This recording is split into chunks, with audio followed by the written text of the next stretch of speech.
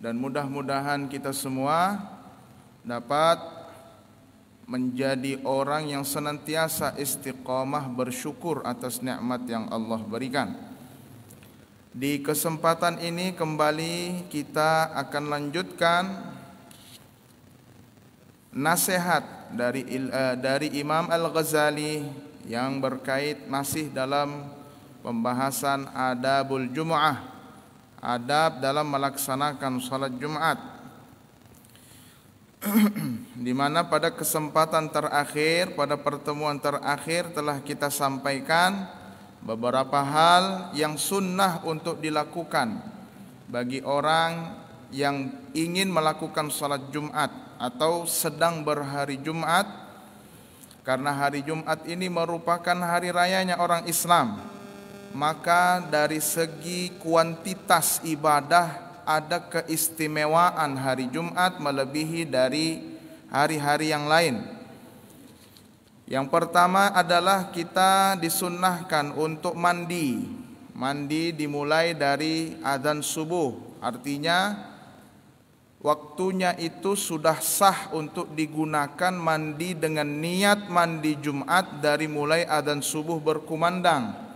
Tapi yang paling bagus, yang paling baik adalah wa taqribuhu min dhahabihi afdal. Katanya Imam Ar-Ramli, dekat-dekat salat Jumat baru mandi itu lebih afdal. Kenapa? Tujuannya agar saat kita Jumat melaksanakan praktek ibadah Jumat tidak ada lagi bau-bau di badan kita yang tidak enak. Jadi tidak ada yang jadi korban. Ada yang jadi korban karena memang bau ketiak lah orang di sebelah misalkan. Jadi harus kita perhatikan juga itu. Tahu dirilah kalau kita bau ya setidak-tidaknya harus pakai minyak harum, mandilah dulu. Jangan karena bau merasa bahwa dia saja yang mencium padahal tidak tahu orang di sebelah kanan kiri mencium juga. Jadi harus kita peka dengan sosial kita. Mandi, man ightasala yaumal jum'ah, kata Nabi. Barang siapa yang mandi di hari Jumat. Nah, hari Jumat ini bahasanya umum sekali, tapi diberi batasan oleh ulama dimulai daripada adzan subuh di hari Jumat. Adzan subuh di hari Jumat maka masuk waktu untuk sunnah mandi Jumat. Walaupun yang lebih baik adalah dekat-dekat salat Jumat. Kalau tidak mampu mandi, tayammum. Tayammama biniyatil ghusli, tayammumnya dengan niat mandi Jumat. Saya niat bertayammum untuk kesunnahan mandi Jumat. Ini pendapatnya Imam Ramli. Fa in ajaza 'anil ghusli hissan aw syar'an tayammama bi niyatil ghusli. Apabila dia tidak mampu untuk mandi, baik karena ketiadaan air secara fisik maupun secara syariat, tidak bisa kena air dia, atau memang airnya tidak ada, maka bertayammumlah dengan niat mandi. Kemudian sunnah yang kedua untuk menghiasi hari raya mingguan orang beriman adalah menggunakan minyak harum. Gunakanlah minyak harum. Man ightasala yaumal jumu'ati wa labisa min ahsani thiyabihi wa massa min tibin in kana indahu thumma atal jumu'ata falam yatakhatta a'naqan nas thumma shalla. Panjang ini hadisnya sedikit. Thumma shalla ma kataballahu lahu thumma ansata idza kharaja imamuhu hatta yafrugha min salatihi kanat kaffaratan lima bainaha wa baina jumu'atihi allati qablaha. Barang siapa mandi di hari Jumat, pakai pakaian yang paling bagus, menggunakan minyak harum, kemudian datang salat Jumat tidak melangkah-langkahi orang. Tidak melangkah-langkahi di sini dimaknai, terutama Imam Nawawi Banten Imam Ramli menyebut tidak kalau orang sudah banyak di depan baru kita lewat di atasnya, kayak orang kalau kita di Masjidil Haram tuh lewat di pundak kita, dilangkahinya kita. Jangan. Begitu pula dalam berjamaah di luar salat Jumat juga. Kalaupun kita tidak bisa maksimal untuk berdiri di paling depan, jangan sampai kita mendahului orang lagi duduk kemudian kita loncati begitu, enggak. Kecuali kalau kita tidak sampai melangkahi orang, itu beda lagi. Tidak masuk dalam larangan kalau tidak sampai melangkahi orang. Artinya boleh kita mendahului orang tapi jangan sampai melangkahi. Kalau sampai melangkahi makruh namanya. Hukumnya makruh. Mandi di hari Jumat, pakai pakaian yang paling baik, menggunakan minyak wangi, kemudian datang dia untuk berjumat dan tidak melangkahi pundaknya orang. Setelah itu dia melaksanakan salat dan mendengarkan khutbah sampai selesai, maka praktek Jumatnya itu menjadi pelebur dosa. Pelebur dosa di hari Jumat itu dan Jumat sebelumnya. Nah, mandi aja pian, sudah diampuni dosa. Pakai pakaian yang bagus. Pakai pakaian yang bagus di sini dimaknai putih-putih jika ada. Kalau tidak ada maka yang terbagus, yang paling baik. Kalau tidak bisa diupayakan, pakai gamis putih, paling bagus putih lagi. Pakai gamis, pakaian yang disukai oleh Nabi. Kalau tidak ada, oke, pakai pakaian baju koko putih, sarungnya biar warna lain. Ada juga warna putihnya, kopiahnya putih. Kopiah putih. Ini kopiahnya bukan putih ini. Ini kopiahnya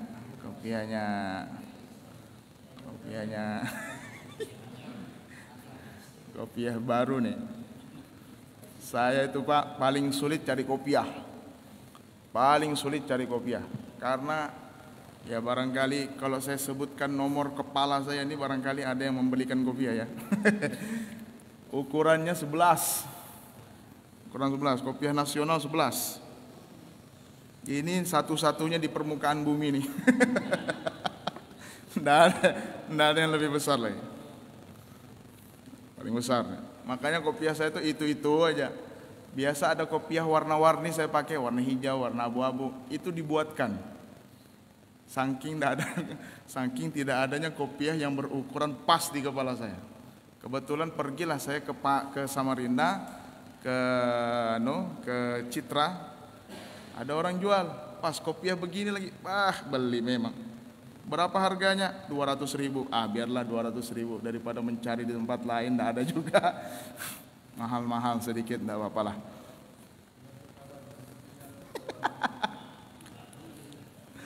Allahumma shalli ala sayyidina Muhammad. Mandi, pakai pakaian putih-putih, menggunakan wangi-wangian, datang Jumat dengan tenang, tidak melangkahi orang. Artinya boleh kita lewat tapi jangan sampai melangkahi. Kemudian salat dia, dengarkan khutbah dengan baik, maka praktek Jumat yang dilakukan di hari itu melebur dosa-dosanya di Jumat itu dan Jumat sebelumnya. Ini subhanallah. Baik. Mandi, menggunakan wewangian, bersihkan badan, cukur. Ada yang digundul, dikerik. Kemudian sudah kita jelaskan itu pada pertemuan yang lalu, memotong kuku, menggunakan siwak, gosok gigi, dan seluruh hal-hal yang digunakan untuk membersihkan diri maka digunakan sebelum salat Jumat. Tsumma bakkir ilal jami'. Kemudian bergegaslah kamu, kata Imam Al-Ghazali. Bergegaslah kamu menuju masjid jami'. Ya maksudnya masjid jami' itu masjid yang dilaksanakan salat Jumat di dalamnya. Was'i ilaiha 'alal hinati was sakinah.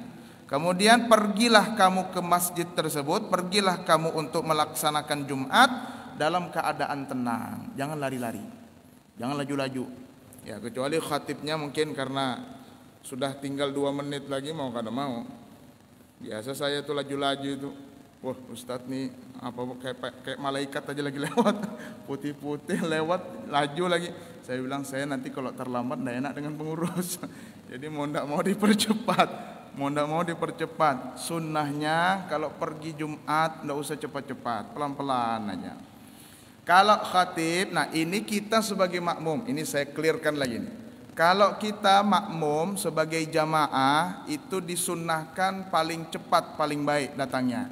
Tapi kalau khatib atau khatibnya secara khusus, khatib Jumat itu disunnahkan lambat datangnya. Jadi beliau datang seharusnya, idealnya khatib itu datang langsung naik khutbah. Khatib itu datang langsung naik khutbah. Cuma adat kita di sini kan gelisah pengurus kalau gelisah pengurus kalau tidak datang ini. Mana Ustadz Fauzi ini? Telepon sudah 2-3 kali, nggak diangkat-angkat. Sudah tahu orang laju-laju. Nggak bisa. Kalau kita dan di mana tempat sama. Seperti yang saya lihat sunnah khatib memperlambat datang itu waktu kami masih kuliah di Timur Tengah, pasti khatib datang itu sudah tinggal naik aja. Orang sudah baca salawat, habis adzan salawat seperti kita nih. Kalau kita innallaha wa malaikatahu yusholluna ala nabi, sama juga mereka sama. Kemudian langsung datang khatib dari pintu yang sudah disediakan, naik langsung mengucapkan salam dulu di sini.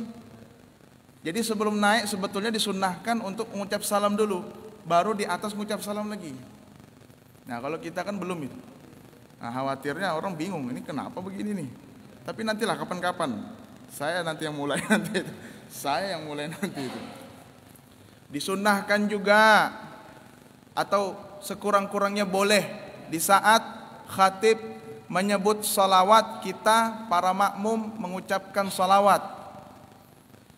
Wa salawatullahi ala safiyyihi wa rasulih alladhi bihi minadh dhalalati hada sayyidina wa maulana Muhammad. Semua ya Allahumma shalli wa sallim alaihi wa ala alihi.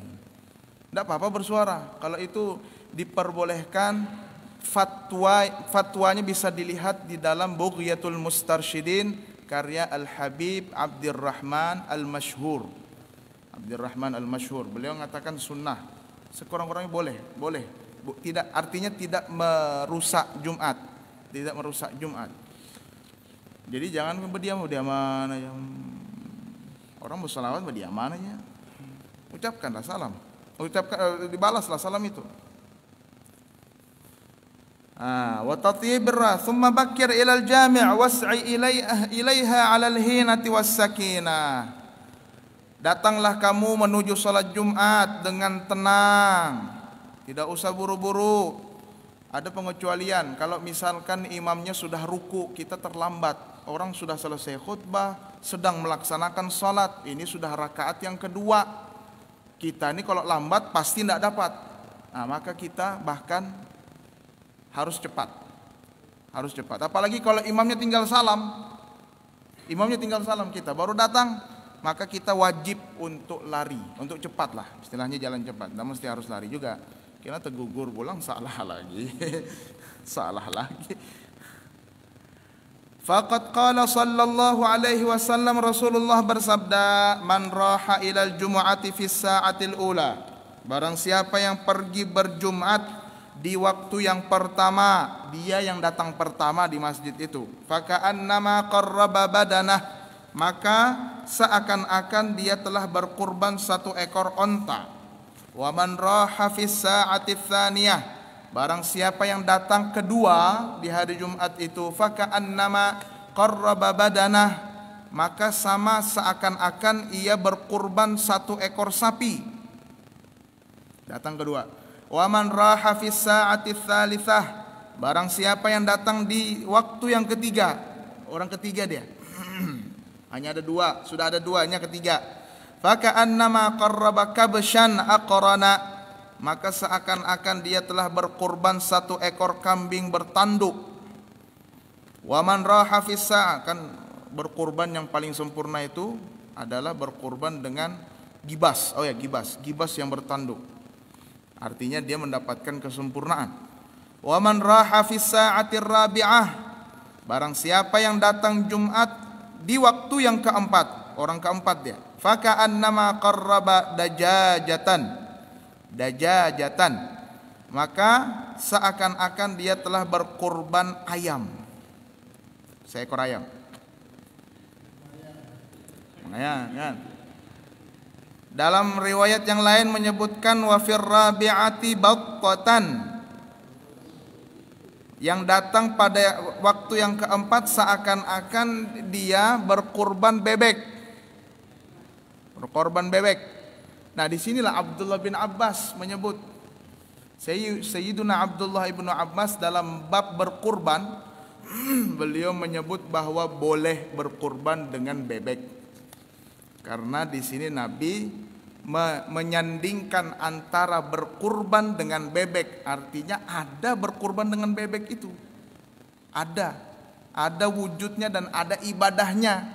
Maka bolehlah orang kalau sudah hari raya Idul Adha mau berkurban bebek, silahkan. Tapi ini ya jangan jual. Ini tidak bisa dipakai. Pendapat ini sepakat tidak bisa dipakai. Kenapa? Karena di luar 4 madhab. Kita mengenal kaidah mazhab. Tempo hari biasa saya sampaikan. Kita mengenal kaidah bermazhab bahwa tidak boleh mengamalkan pendapat di luar pendapat 4 madhab. Kalau masih di dalam 4 madhab maka diperbolehkan. Apa contohnya? Berkurban itu biasanya disedekahkan dalam keadaan mentah. Itu hampir semua berpendapat seperti itu. Dan ternyata ada pendapat lemah dari kalangan madhab Malikiyah yang menyebut bahwa boleh kita berkurban dan menyedekahkan daging itu setelah jadi gulai, jadi apa boleh. Nah, itulah yang pernah dulu saya kisahkan. Kebetulan ada keluarga yang berkurban malam itu mau sekaligus tahlilan. Jamuannya apa? Iya, kambing yang disembelih pagi tadi, kambing kurban. Kalau sudah berselamatan kan artinya sudah diolah, dibumbui, dimasak dan lain sebagainya, baru dibagikan ke orang. Jadi ada yang ngomong, maka kurban itu harus dalam keadaan mentah disedekahkan. Ya saya jawab, ini ada pendapatnya, ini kitabnya, ini ungkapannya, ayo selesai. Masih dalam 4 madhab. Kalau di luar 4 madhab tidak sah. Baik, lanjut lagi. Waman raha fis sa'atil khamisah, barang siapa yang datang kelima di hari Jumat, faka'annama qarraba baydah, maka seakan-akan dia berkurban telur, sebiji telur.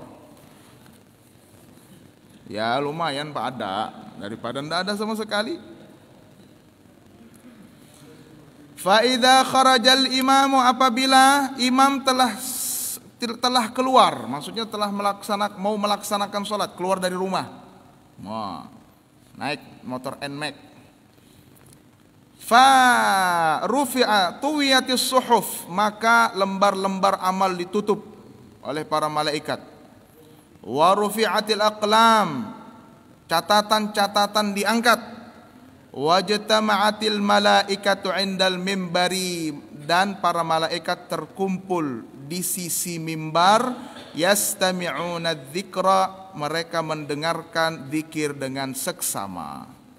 Wah, yang dekat mimbar ini malaikat semua ini. Dekat mimbar. Jadi pada saat imam sudah, ini hadis ini, lanjutan hadisnya. Jadi kalau imam itu keluar di hari untuk melaksanakan ini sini, faka'an nama fa idza kharajal imam hadaratil malaikah. Ada yang menyebut apabila imam keluar maka para malaikat langsung hadir mendengarkan zikir dengan seksama.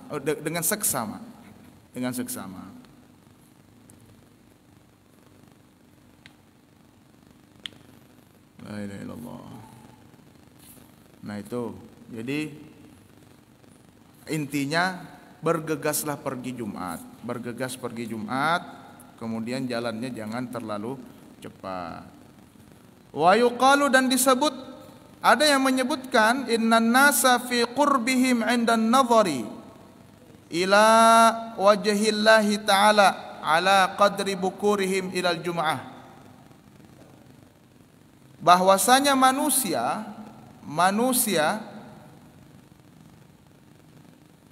tingkat kedekatan manusia di sisi Allah, tingkat kedekatan manusia di sisi Allah itu dinilai dari kadar cepatnya dia menghadiri Jumat. Nah, jadi kalau yang sering datang pertama berarti orang wali itu dekat sama Allah. Dekat dia sama Allah. Thumma idza dakhaltal jami' fatlubis saffal awal. Kemudian ya sudah selesai. Sudah sampai di masjid. Apa yang kita lakukan? Apabila kamu masuk masjid jami' maka carilah saf pertama. Fa idza jitama'an nas, apabila manusia sudah berkumpul, fala tatakhatta riqabahum, maka jangan kamu langkahi lehernya di sininya. Maksudnya kakinya tuh melewati bahu, jangan. Kalau mau lewat ya lewat. Kayak orang kita biasa nih adatnya bagus. Indonesia ini paling lembut. Kalau lewat itu permisi, biasa juga dipegang dulu pahanya baru lewat. Biasa itu tidak termasuk yang memakruhkan. Yang makruh adalah bentuk kemakruhan itu adalah di saat kita melangkahi orang untuk mencapai saf pertama, dan itu tidak baik. Itu tidak baik. Ya kalau memang tidak bisa dipaksakan saf pertama, saf kedua, tidak bisa saf kedua, saf ketiga masih ada. Tidak bisa di sebelah kanan, di sebelah kiri. Yang penting tetap bagus saja, jangan sampai salah. Wala tamur baina aidihim, jangan sama sekali. Nah ini juga ini, jangan sama sekali melalui orang yang sedang sholat. Wahum yusallun, mereka sedang sholat. Jangan lewat di depan orang sholat. Jangan lewat di depan orang sholat. Sudah kita sampaikan juga. Lau ya'lamun nas, kata Nabi, andai saja manusia mengetahui. Mana tadi? Ada tadi saya lihat di sini. Ini. Lau ya'lamun nasu. Di sini. Lau ya'lamun nas. Lau ya'lamul maru baina yadayil musalli madza alaih, lakana an yaqifa arba'ina khairan lahu min an yamurra baina yaday. Andai saja orang yang lewat di hadapan orang yang sholat itu tahu apa siksanya, apa akibat perbuatan yang dia lakukan, maka dia akan berhenti lebih baik, berhenti 40, bahasa Nabi, berhenti di tempatnya selama 40 daripada dia melewati orang sholat. Maksudnya 40 di sini, perawinya pun yang meriwayat, tidak ada disebutkan di sini. Tidak ada disebutkan di sini. Yang meriwayatkan mengatakan, saya tidak tahu apa maksud 40 yang disebutkan oleh Nabi. Apakah 40 hari, apakah 40 bulan, apakah 40 tahun. Andai saja orang tahu apa akibat yang berdampak pada dirinya karena sebab melewati depan orang salat, maka dia akan berhenti. Maka lebih baik dia berhenti 40. Nah, berhenti di tempatnya selama 40 daripada dia melewati orang salat. 40 di sini tidak disebut apakah 40 hari, 40 minggu, 40 bulan, 40 tahun. Nah ini juga penting karena banyak sekali yang terjadi di masyarakat kita masalah saf. Bapak Ibu sekalian, kalau kita sudah menghamparkan sajadah, itu sudah boleh kita lewat di depannya, di depan sajadah itu sudah boleh. Sunnah meletakkan sutrah di depan kita salat. Sutrah itu bisa jadi dinding, bisa jadi tiang. Kalau tidak ada dinding, tidak ada tiang, maka letakkanlah tongkat yang ditancap. Kata para ulama, tongkat yang ditancap. Kenapa? Ya ini tadi nih hadisnya nih, hadis ancaman dari Nabi. Tongkat yang ditancap. Tidak ada tongkat, maka ampar sejadah. Tidak ada sejadah punya, maka beri garis saja. Beri garis. Agar apa? Agar Kalau sudah dibuat begitu maka tidak boleh. Disitulah haramnya. Haram hukum melewati depan orang sholat. Kalau sudah dibuat seperti itu. Kalau tidak ada sama sekali, tidak apa-apa kita lewat. Tidak makruh. Dia sholatnya begitu aja. Allahu Akbar. Tahrimil murur. Ini pendapatnya Imam Ramli. Keharaman melewati orang sholat apabila idza lam yuqassiril musalli, diharamkan kalau yang sholat itu tidak ceroboh. Ceroboh bentuknya seperti apa? Fa in qassara, apabila dia ceroboh, ka'an waqafa biqari'atit tariq, seperti contoh dia sholat di tengah jalan. Ada orang sholat di tengah orang tawaf tuh. Sholat, Allahu Akbar. Orang lagi tawaf nih. Boleh nggak kita lewat di depannya? Boleh. Lewat aja. Kalau perlu tabrak. Kalau perlu tabrak. Iya, pernah itu. Orang dari negara lain lah. Masalahnya live ini harus direm-rem ngomong nih, bahaya. Orang dari negara lain. Seperti misal dia sholat di tengah jalan. Contoh lagi, ini masjidnya ini seperti masjid bandara, orang lalu lalang. Jadi selesai sholat langsung pergi, Dia di tengah jalan situ sholat. Boleh enggak kita lewati itu? Boleh kita lewati. Itu namanya yang sholat ceroboh. Jadi boleh kita lewati. Fala tahrima bal wala karahata, tidak diharamkan bahkan tidak dimakruhkan apabila kecerobohan itu dari si pelaku salat, orang yang salat. Nah, jadi sutra tadi boleh dinding, boleh tiang, boleh sejadah, boleh serban, boleh kita kasih garis. Makanya kalau sudah ada garis, ada di sebagian masjid itu ditaruhnya semacam keramik yang sudah bergaris itu. Nah, itu tidak boleh kalau sudah seperti itu modelnya, tidak boleh lagi sudah kita lewat di depannya. Tapi kalau tidak ada itu, tidak juga dia meletakkan tongkat, tidak juga dia meletakkan tongkat, tidak juga dia sholat di menghadap dinding, menghadap tiang. Nah, kemudian tidak juga dia buat garis, maka tidak perlu kita khawatir untuk lewat di depannya. Bahkan si orang sholat tadi tidak boleh dia menghalangi kita untuk lewat, karena Anda ceroboh.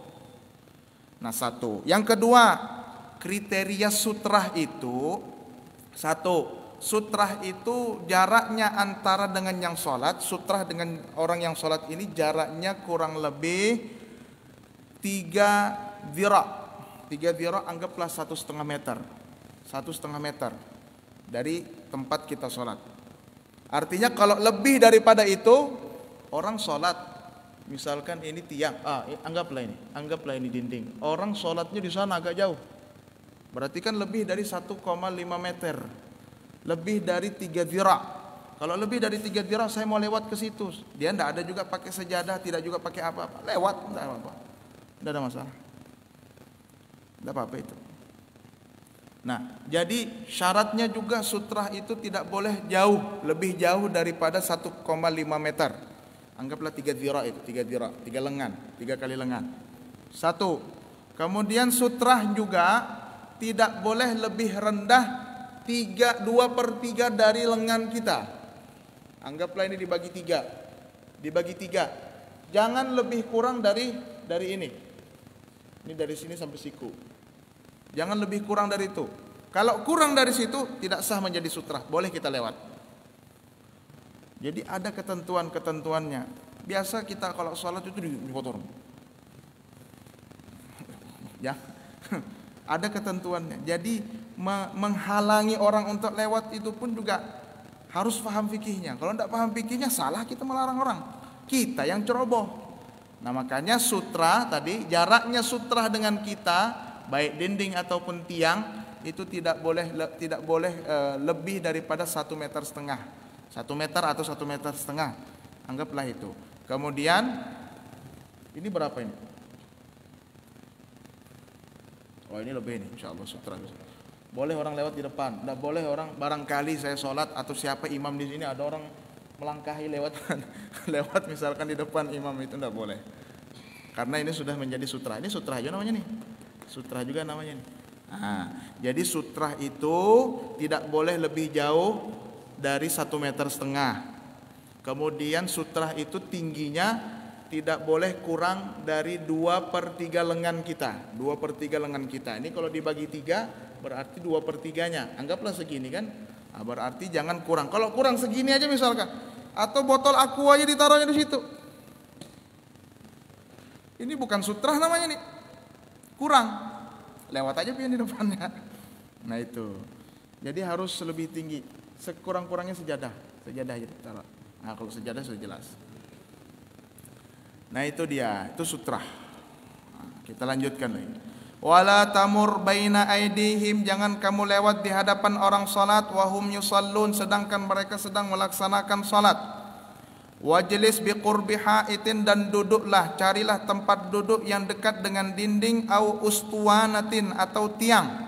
Hatta la yamurru baina yadayka, sehingga mereka tidak lewat di hadapanmu.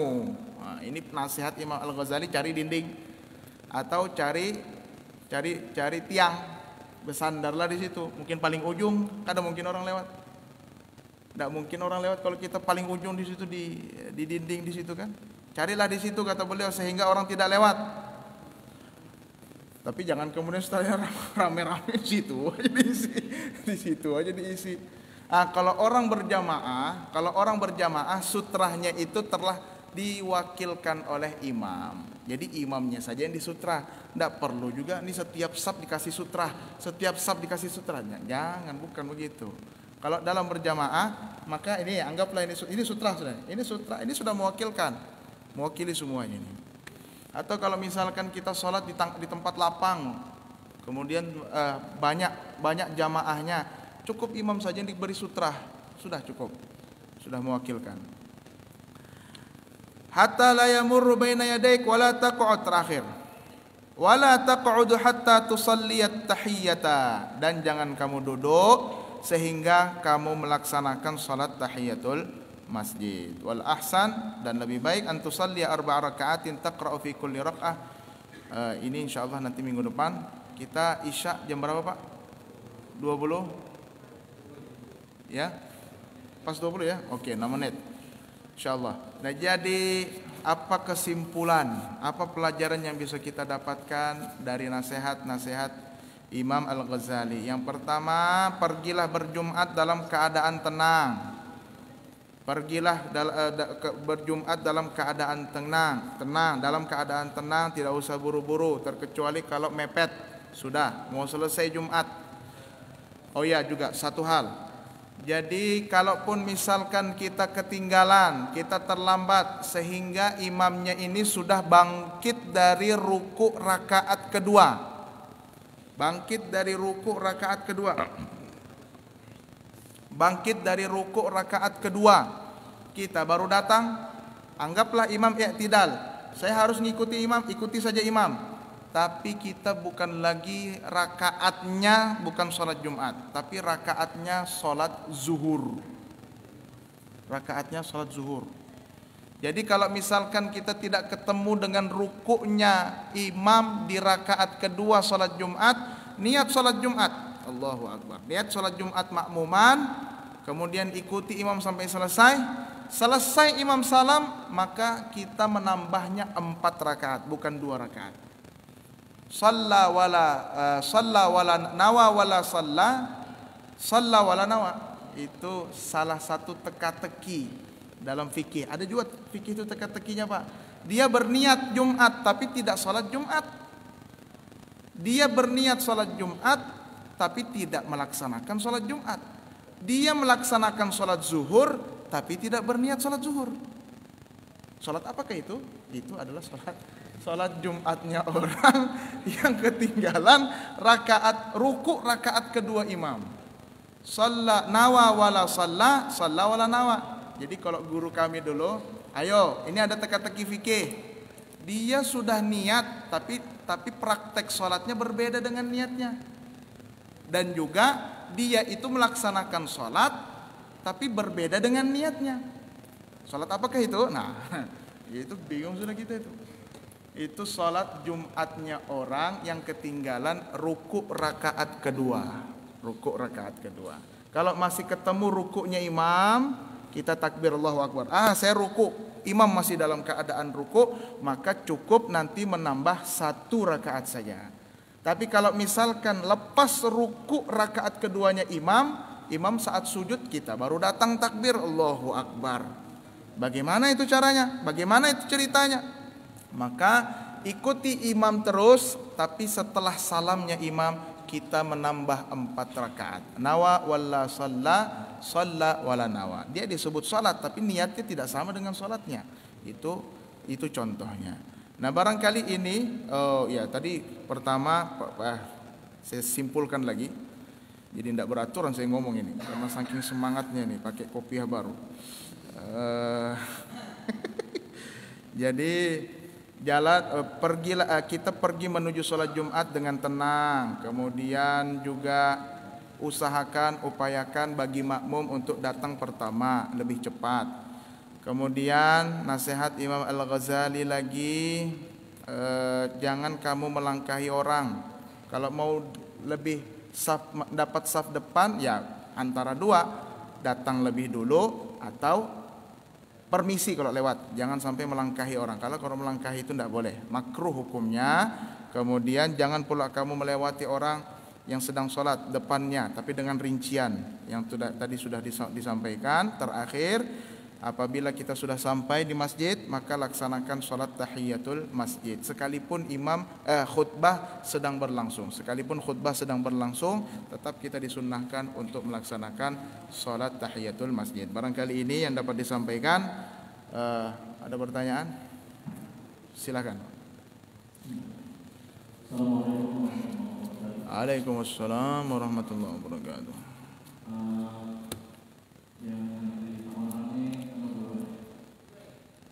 Kalau tadi kan hal-hal yang disunahkan dalam kita sholat Jumat. Nah, bagaimana ketika kondisinya ini bulan puasa? Kita harus mandi, bersiwak, yang mana yang harus kita jalan? Apakah harus dilakukan karena puasa atau kita jalan? Yang kedua, agak jauh juga dari dulu pernah ada, artinya kalau kita sholat terus kebawa bangkai, betul. kamu atau segala apapun itu kayak apa kalau kondisinya yang terjadi sekarang ini kayak ini kan banyak binatang pas kita tambal saja ini ada di bawah tapi mati. Tak keluar pulang dari matanya. Nah, pas bolanya. Waalaikumsalam warahmatullahi wabarakatuh. Dalam masalah berpuasa, kita tidak dilarang untuk menggunakan minyak harum. Mandi pun bagi orang berpuasa bukan makruh. Hanya masalah siwak saja. Siwak itu yang agak berbenturan. Nah, jadi bagaimana rincian siwak atau gosok gigi bagi orang yang berpuasa? Dulu juga pernah biasa kita sampaikan, kalau ukurannya hanya 2 saja, antara bersahur atau tidak. Kalau sempat bersahur, maka setelah Jumat makruh kita bersiwak. Kalau sempat bersahur, sekali lagi, kalau sempat bersahur, maka setelah Jumat kita dimakruhkan menghilangkan bau mulut. Tapi kalau memang tidak sempat bersahur, maka mulai dari orang adzan subuh sudah makruh hukumnya untuk gosok gigi, untuk bersiwak. Karena bau mulutnya itu disebabkan oleh apa? Disebabkan oleh karena makanannya sudah tidak ada di dalam perut.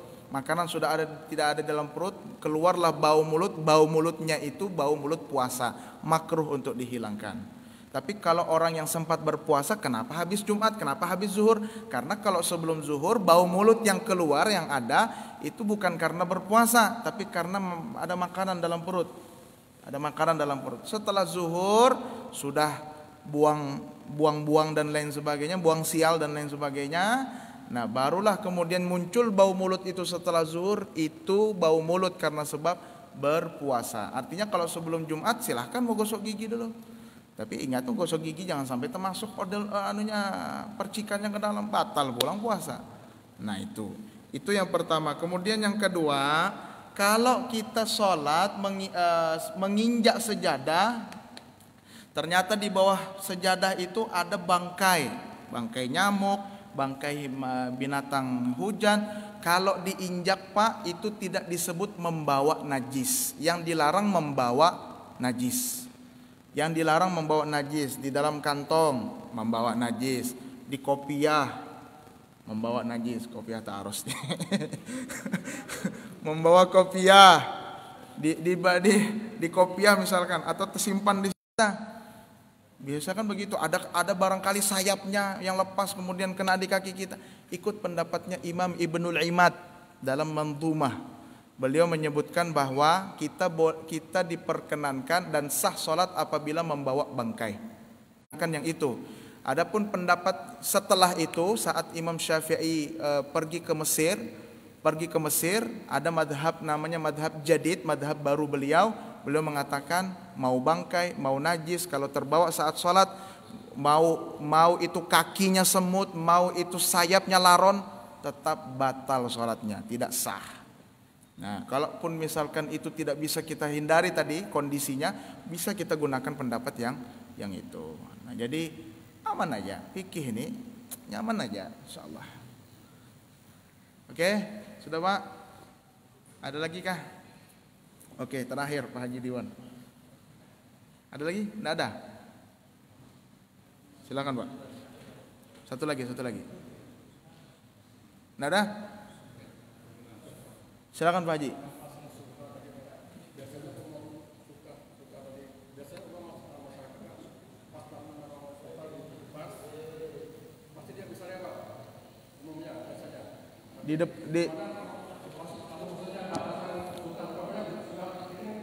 Sutra orang sholat, jaraknya 1,5 meter, tidak boleh lebih.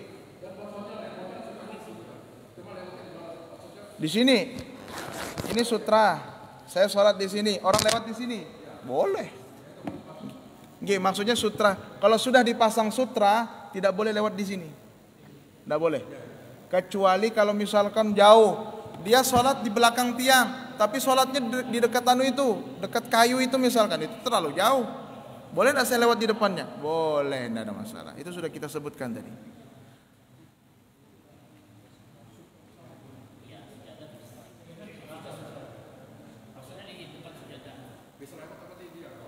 Pon? Setelah sutra, ini sutra. Sejadah. Oh, sejadah. Setelah sejadah. Kalau setelah sejadah tidak boleh. Kalau di sejadahnya sejadah silahkan. Nah. Di Masjid Anu ada tuh Pak. Kalau mau lihat bentuk sutra yang 2/3 hasta itu di Masjid Sajid ada. Kalau di sini ada. Iya. Di rumah sakit ada juga. Ya, di masjid rumah sakit saya lihat ada juga. Dah, barangkali ini yang dapat disampaikan. Kurang lebihnya mohon maaf. Mohon doa. Terakhir Bapak Ibu, saya mohon doa. Insyaallah hari Minggu ini saya ini bukan apa sih? Saya mengikuti tes CPNS lagi. Tes CPNS. Bapak saya meminta, pokoknya kamu harus ikut CPNS. Nggih, saya kalau disuruh bapak saya ikuti aja. Jadi 2 tahun yang lalu ikutnya formasi dosen, tidak lulus. Tahun ini insya Allah ikut hakim Mahkamah Agung. Pokoknya kita jadi hakim menyalah-nyalahkan orang. Nah, jadi insya Allah hari Minggu mohon doa mudah-mudahan lulus dan lolos tahun ini. Nah, ini kan ada 40 orang insya Allah, kalau doakan pasti ada yang makbul insya Allah. Ada 40 orang, mudah-mudahan bisa lulus dan lolos tahun ini. Mudah-mudahan itu. Terima kasih. Saya akhiri, wallahul muwaffiq ila aqwamit thoriq. Wassalamualaikum warahmatullahi wabarakatuh.